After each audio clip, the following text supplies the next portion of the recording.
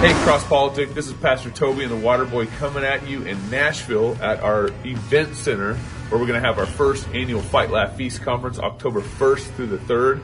And so we hope to see you there. As you guys can see, this is where all the chairs are going to be set up. The audience will have... This is where the party is going to happen. We'll have vendors here, booths, tables set up, coffee in the back. We're really excited about this event center. It's going to handle up to 1,000 people. For our first year conference. And I promise I will keep Gabe off the drums.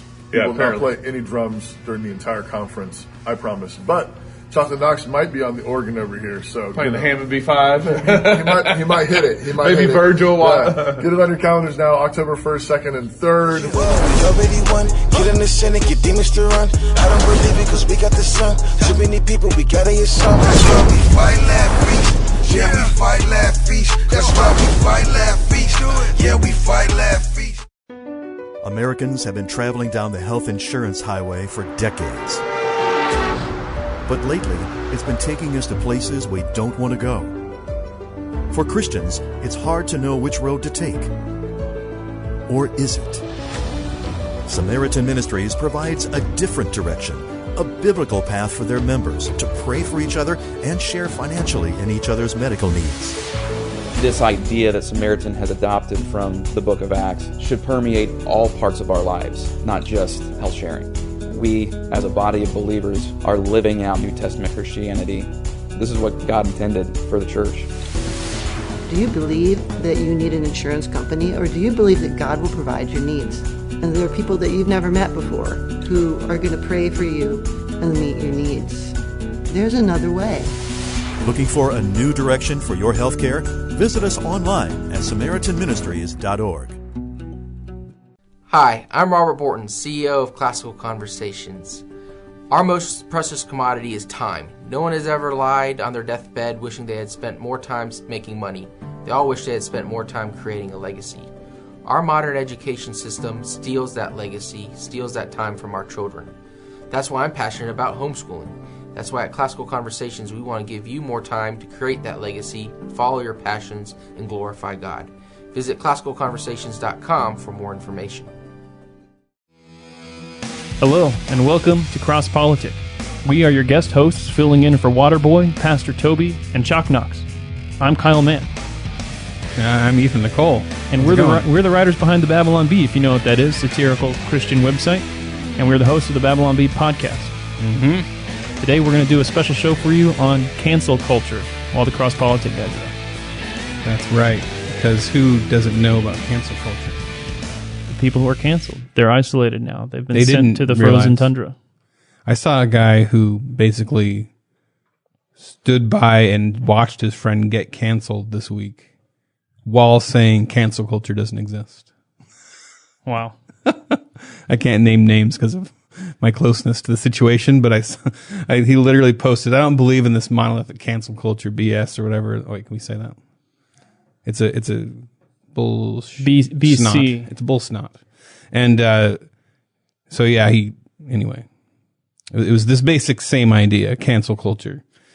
Let's get into what that actually means for anybody who's kind of like, we all hear it, but I think doing like a deep dive is interesting. Yeah, it's interesting. A lot of people have different perspectives on what exactly cancel culture is, but I think generally it's trying to get somebody fired, trying to get their platform removed, trying to get them banned. Mm-hmm. Usually for something really old that they said or did. Although sometimes it's usually just one thing they said, or they liked something. They click like on tweet. The wrong tweet. Yeah. Even just for associations, being associated with someone who believes the wrong things. Mm-hmm. It's very popular on the left. Sometimes you see people on the right try to do it, but typically not. It tends to be more of a thing on the left. Yeah, if people on the right are doing it, it's usually in retaliation. Right, to show the hypocrisy of someone who tried to cancel someone else. And we'll talk about a couple examples of that. Also, people on the right tend to have jobs. It's true. So they don't have time to just dig through old tweets like people on the left do. Yeah. All those unemployed libs. I think it takes a lot of digging around online to really accomplish a good canceling. Yeah, and a cancel culture tends to be a big mob that gets riled up by somebody. So it's like nobody cares about this person. It's often someone who doesn't even have a large platform. Mm-hmm. someone who works at, Those are the at easiest Dairy targets, Queen though. and they tag Dairy Queen. Look what this person said 10 years ago. Is this the person you want selling ice cream at your Dairy Queen? I think one thing a lot of companies don't realize about Twitter, for instance, because a lot of them have their brand on Twitter. Mm-hmm. But Twitter has a very large population of activist type people. And so that even with like a few hundred retweets and shares and replies, it feels like the whole world is coming after you. So a company that's smaller, when they get that, because if you're a smaller company, you're probably getting like a few replies a day, you know. So if a few hundred people are like saying, we are going to boycott you and destroy you, that feels like the whole world coming down on you. And then they need to reply. So I saw this happen. I have a recent example in my life of cancel culture. I'm probably going to keep referring to it, but I can't name any names on it because just to protect my friend who was involved. I don't want to make it any worse for him. But this I definitely think was an example of that. Some little nobody type person who just is very angry posted this thing associating him with a friend of ours who who said certain words. He took all that out of context. Because we were actually, our most recent, we did the most recent conversation was why we shouldn't say those words. Anyway, so I got to this whole thing where his company basically forced him to leave the podcast and to cancel, and or he would have lost his job and everything, and it was all very ugly. But watching it, this is the closest I've ever been to cancel culture type stuff. A few of the most interesting things to me were. One, how quickly paranoid the company became. Right. Because if they had just let it simmer over, like for instance, this just was over the last few days. It literally in 2 days solid. I had a search tab on my Twitter with the guy's name in it who was getting quote unquote canceled, and this morning it's just there's nothing. Nobody's talking about it. It's over, basically. Right. It's that fast. So one thing I wish companies understood is that it goes, they get like a 24 hour to 72 hours. They're just done. So it's best to weather it because I think the mistake this company made, it was probably less than 1,000 people. It was not, and plus a lot of these people, they're not going to actually patronize your business. They just jumped on board this thing like, who are these people? Let's attack them, They posted a statement from their guy and that broadcast this to their whole audience, which is made up of, there's a lot of celebrities in it and stuff. So then everybody's had to make their statement either in support or against, and made it way worse. So, yeah. And then I think that little twerp who has like under 1,000 followers or whatever feels so powerful. He just shook the lives of all these people. People at this company are having these massive meetings of, what are we going to do? And this guy almost lost his job. And it's just. It always baffles me when corporations and companies do that because you're now appealing to the side that is never going to be appeased. Yeah, and you're encouraging They're never going to be happy. Little online troll guys. Yeah. When someone sees that this guy got a few hundred more followers. Yeah. Now they're looking through old tweets and saying, what can I find? Can I cancel somebody? Yeah. It's definitely people who are bored and who want to show their virtue and their righteousness and show how much better they are than somebody else. The other fascinating thing I realized through this experience is that everybody creates a story around it because so few things are actually released. So for instance, the guy who posts the original thing that got him canceled was very selective. And then the statement that's put out is very selective because they don't, they just basically want to kind of say, hey, we're cool. We're not bad. Please keep buying our stuff, So everybody just fills in all the blanks. So you see people all the way from the right to the left creating their own narrative based on what they hope is true. So people on the left are like, oh, it's so good to see that this guy completely shifted and changed and has nothing to do with, his conservative views or whatever. It's like, he's a lifelong conservative, but you just, because you want to believe this, you're just adding, you're believing this now. And then other people are like, he's a complete coward and, and people just write their own story. Yeah. You ultimately please nobody when you bow to the mob like that. And I think we all like the part of the movie where the bad guy gets falls off the edge of the building and plummets, right? So we all like to feel like we get to be part of something like that. Die Hard. You're the guy. You're the guy who pushed the bad guy off the You're the guy building. Die Hard. We loosened the watch so that what's his name, Hans, would fall.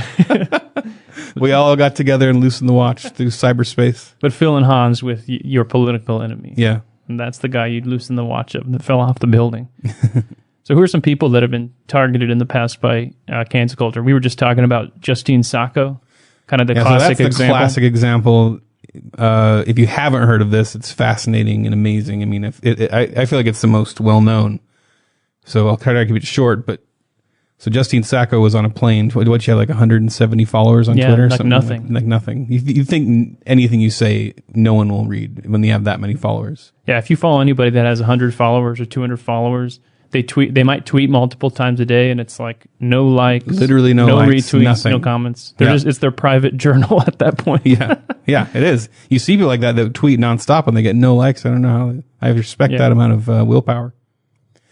So she posted like a few jokes. She said chili cucumber sandwiches, bad teeth, back in London, and then she said going to Africa. Hope I don't get AIDS. Just kidding. I'm white. Insensitive. Bad joke. For sure.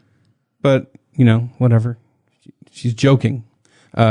She gets put on a plane, or she gets on a plane. She's not being carried. 11-hour flight. So in the midst of this 11-hour flight, she's going to land in Cape Town. When she lands, she suddenly sees she gets the first text she gets, I'm so sorry to see what's happening. Then another text, you need to call me immediately. It was from her best friend.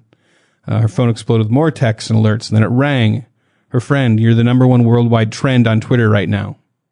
So her Twitter feed had become a horror show.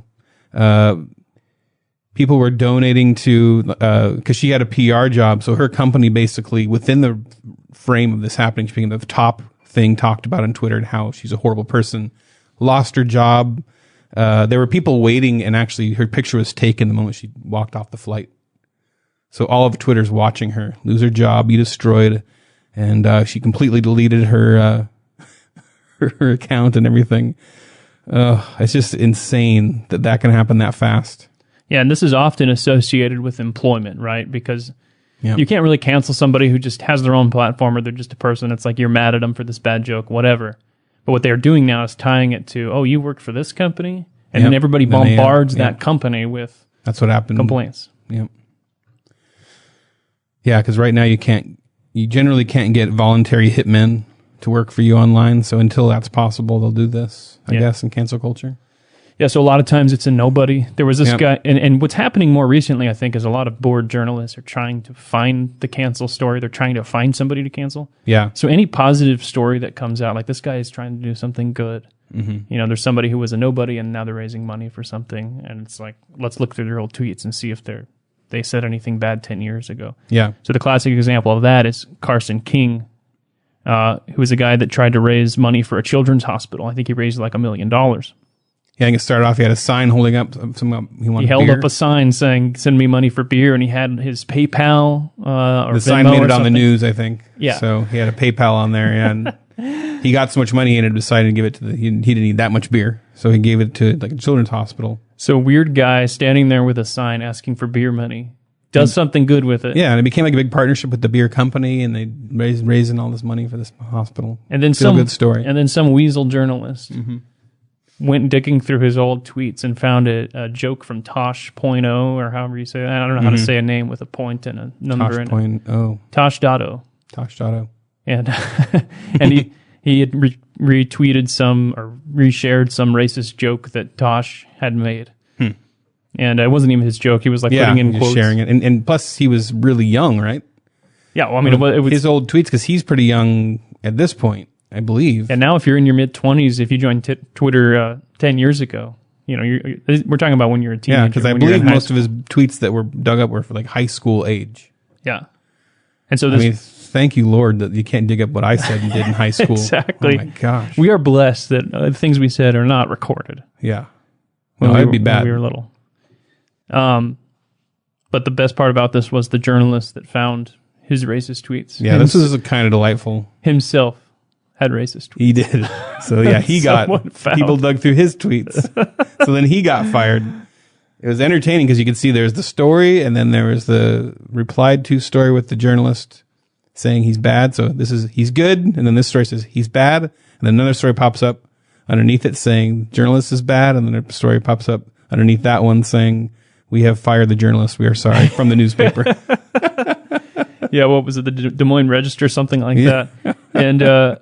And the best part was then, I keep saying the best part, the even better best part was that the journalist then apologized, but kind of didn't take responsibility for what he said, and he tried to turn it into a virtue signal himself. And he said, the cancellation I have experienced is just a small fraction of what people of color experience every day. He said, now I know what it feels like to be a woman of color. Be marginalized. Yeah. So even that has to be turned into an opportunity to virtue signal. It feels like that's what a lot of this is. It feels like it's a lot of people who, not a lot of people know who they are. They don't have a big following. They know that they can get that fame. They know they can look righteous. They can have this sense of self-righteousness by finding someone and saying they're the bad guy. Mm-hmm. We've talked about this before. We quote G.K. Chesterton a lot, but his statement that what's wrong with the world? I am. Mm-hmm. And we don't want us to be what's wrong with the world. We want the other to be the one that's wrong with the world. I think, and when you create a bad guy, it makes you look good, right? Or at least makes your badness look so small if you create a big bad guy. So if you can point the finger at a big, giant, horrible monster on the internet, you look like a hero, and anything wrong with you is ignored. And I think we just I think this feeling happens. You're on the internet, you're scrolling around, you see injustice and bad things happening all the time because the internet is a machine that churns out that kind of news. So you're instantly going to feel this, I want to do something about this feeling when you're on the internet. And so it's the perfect place to suddenly play this game where it really is to make you feel better. I don't think 99% of the people that engage in cancel culture are doing this for anybody but themselves. Right, absolutely. Their own self-gratification. I almost think there's something similar to it in, I read this psychology book that the reason they put salad on the menu at McDonald's, they learned. You were telling me about this. Was this on the podcast? No, you told me about it because I ordered a salad, remember? Yeah. So I found out that one of the main reasons they put it on, they actually sold more burgers and bacon and all that stuff and fries with salad on the menu because psychologically, people look at the salad and they go through this whole thought process where they think, I would get that because I'm good and I really should lose weight. I'm going to reward myself for just being the kind of person who would get a salad, and I'm going to get a double bacon cheeseburger. This is the way people think. They reward themselves for their own thoughts. So, and I think that is what happens on the internet. Absolutely. They think, I'm a horrible person. Oh, look at this horrible person. If I help destroy them, I'm a good person. Like they get that little feeling of whatever the chemical reaction is or whatever that is makes them feel better about themselves. It's all about them. Yeah, that reminds me too about just online activism in the sense of sharing things with a hashtag or posting the right social media thing that everybody else is doing. Putting the frame on your profile. It's like, I haven't done anything. Yeah. But I would. Uh-huh. And you just feel so much better. Jesus talking to the Pharisees in Luke 16, 14, and 15. The Pharisees who were lovers of money were listening to all these things and scoffing at him. And Jesus told them, you are the ones who justify yourselves in the sight of others. But God knows your hearts. For what is highly admired by people is revolting in God's sight. It's people that try to justify themselves in front of the other people. It's not about being right with God. It's not about dealing with your own sin. It's about standing in front of others and saying that I am justified because of what I've done, because of something I posted on social media. Mm-hmm.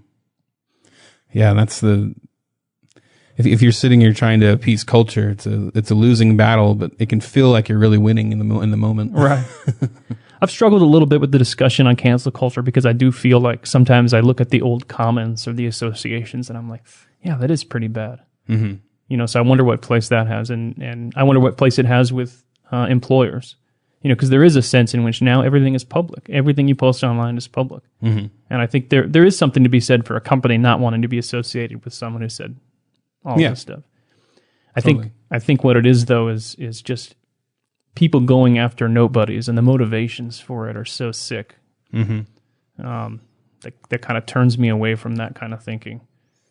Yeah, that's the hard thing. I can't remember who said it, but my fear of when it comes to free speech, I'm not so afraid of the government as I am afraid of our own people using their free rights to rein in speech. One of the scariest, hardest things is to debate and to talk to somebody about ideas and to talk about ideas that are insanely personal and important to you, and to be willing to discuss them as if they are debatable. Like that takes a mature person to do that. And I don't think a lot of people can handle that. But that's like what you need to discuss most of the things that we are very passionate about as human beings are things we don't have proof of. They're deeply held convictions. Like we can do our best to prove them, but a lot of the stuff we fight about the most, like a man feels like he's a woman, he can just be one. Like there's no proof of that. That's just a feeling that you hold very strongly. Even the belief in God, like we can't like, do a litmus scientific test and prove it. But all this stuff is stuff that we, if we could at least just have that little bit of room and say we don't all actually know for sure on a lot of this stuff. It's okay to talk about it. It's okay to actually like bounce things off each other. Our culture has become more and more like they've built this armor around themselves where they can't and they will not. And then the craziest thing about the way things have gotten is even to suggest you should is supposedly some form of racism or hate. Mm-hmm. It's just gotten crazy. Yeah, we're talking like a couple old guys are sitting there. It's crazy and I'm out of control, and these kids these days. Yeah, but what is the Christian perspective? What does the gospel have to say about past mistakes? And I think that on the one hand, we can say that, obviously a lot of companies and people don't want to be associated with, things that are harmful, things that are hateful, people that say things that are off color, that aren't acceptable. But at the same time, as Christians, we have to recognize that our sin has been paid for. Mm-hmm. Our sins are covered. Everything has been wiped out. And we have this new identity in Christ where we don't have to hold things. Both things are not held against us, and we don't have to hold things against other people. And I think the Christian worldview is one of forgiveness. That is one of the central ideas. So I think for us, it's if we're going to truly live out Christian lives, we have to forgive people for things that were said 10 years ago, 15 years ago. Because a lot of these people, you know them. You know they're good people. You hear stories about how this person isn't the same person that they were in high school. Right. Well, God forbid we're judged by things we said 20 years ago for the rest of our lives. Yeah. I sounded like I had something I was going to say, but I lost it right there in the moment. Psalm 103:12, as far as the east is from the west, so far has he removed our transgressions from us, our old tweets from us. I think that, part of the big issue here is that most of the cancel stuff is based around, I think it's the social justice religion that's happening right now. Right. They're pointing out heretics. Right, true. So the redemption is only if you will, bend the knee and express exactly the doctrine that they want you to. Yeah. So it's not, they don't care if you're actually a nice person in practice. It's just if they know you're going to vote a certain way. I think it really has come down to this. There's apparently like a lot of cancel culture stuff happening in a lot of places you wouldn't even think, like Magic the Gathering, and you know about that. Yeah, some artists are being canceled. And then the knitting community, apparently. Did you hear about that? Yeah, the knitting community has turned into a big and stuff. No Trump supporters so allowed. If you knit and you voted for Trump, then you are. And I was telling my wife about this, and she's like, "For voting for Trump?" I'm like, "Are you on Twitter? Like, do you even?" Well, she's not, but do you even know how people think? Yes, like the moment if people know you voted for Trump, that's because to them this is the battle for America. Like they think they need to cancel anybody who voted for Trump, destroy them, because they don't want to get to the election and have anybody out there who's going to do it. Yeah, it's definitely this ideological purity that they're demanding. It's warfare. Yeah. It was that Magic the Gathering artist was a lesbian woman, and she got canceled for liking the InfoWars account, following it or something like that. Oh dear. and they're redoing all her artwork, replacing it with new artists. So it's a lot of ways it's the left eating themselves. They're eating themselves alive. Mm-hmm. We saw this recently with J.K. Rowling, who is seems to be leftist, just about seems to be leftist, seems to be pro LGBTQ, pro all that stuff. But she suggested that women are women and men are men. And now Christians aren't the ones burning Harry Potter books anymore. Yeah. Yeah, we were talking about that. I wonder if it's like actually a brilliant marketing scheme. Oh, absolutely. Because now they're all probably going to, all those Christians who are burning her books are going to go out and buy them probably to support her. Local liberal buys all the Harry Potter books to burn them. It's that enemy of an enemy is my friend or whatever. Enemy of my enemy.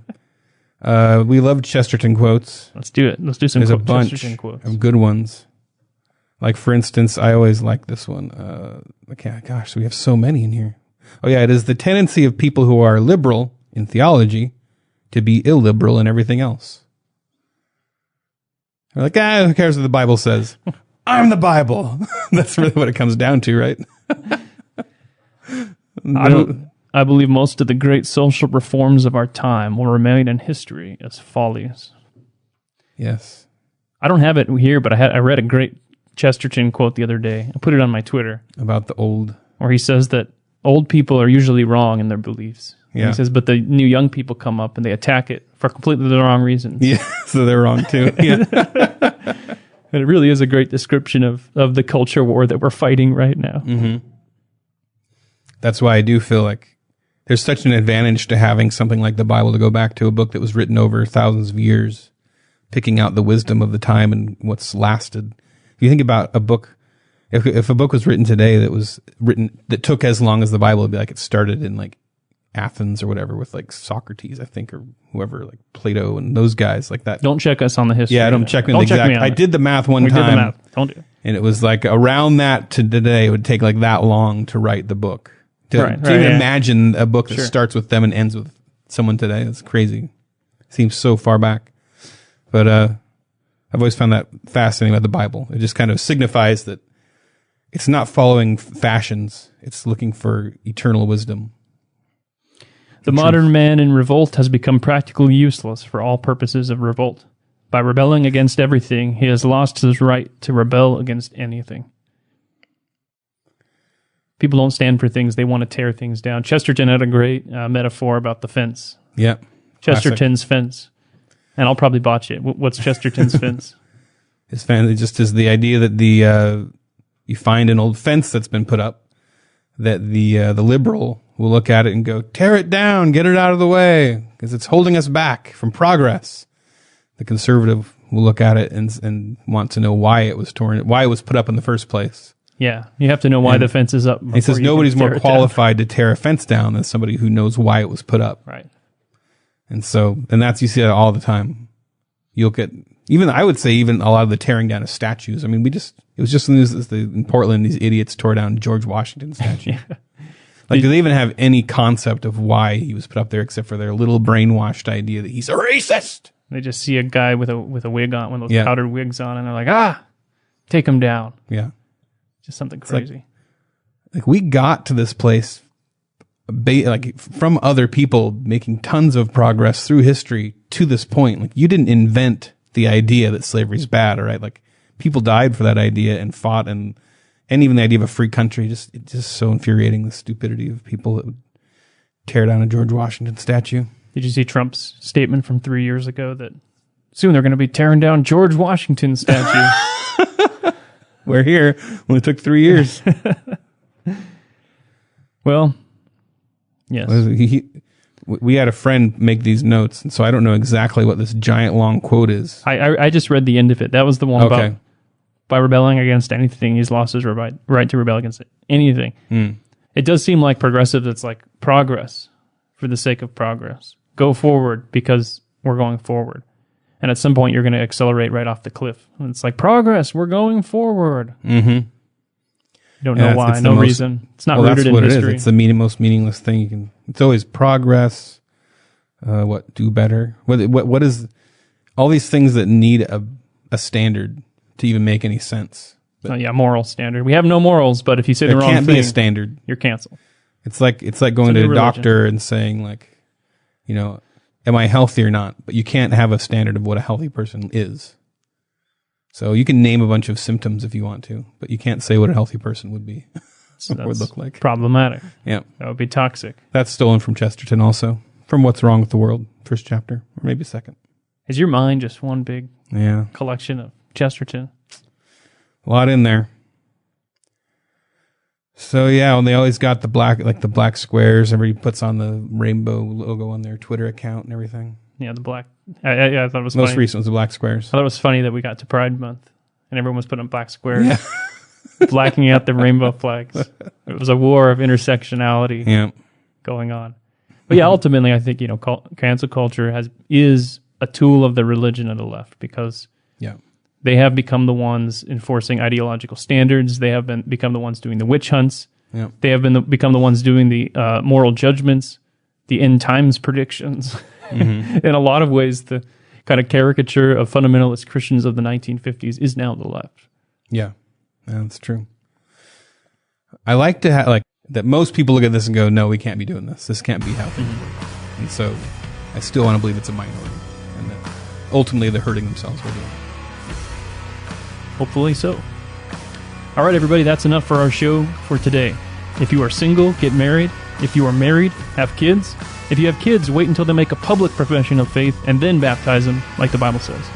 Until the cross-politic guys get back, love God with all your heart, soul, mind, and strength. Love your neighbor as yourself. Go fight, laugh, and feast. I will definitely be feasting.